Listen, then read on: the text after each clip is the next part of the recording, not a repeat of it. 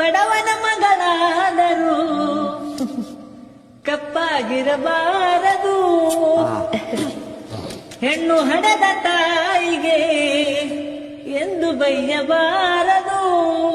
ಹಣದಾಸೆ ಗುಣದವನ ಹೆಂಡತಿಯಾಗಬಾರದು.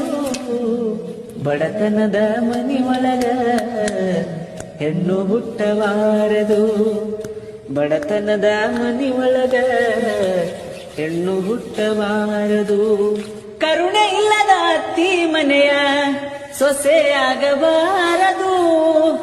ಅಪ್ಪಿಕೊಂಡು ನಡೆಯುವ ಅತ್ತಿಯ ಸೇವೆ ಮರೆಯಬಾರದು. ಹಡೆದ ತಂದಿ ತಾಯಿಗೆ ಹಡೆದ ತಾಯಿ ತಂದಿಗೆ ಮಾತು ತರಬಾರದು.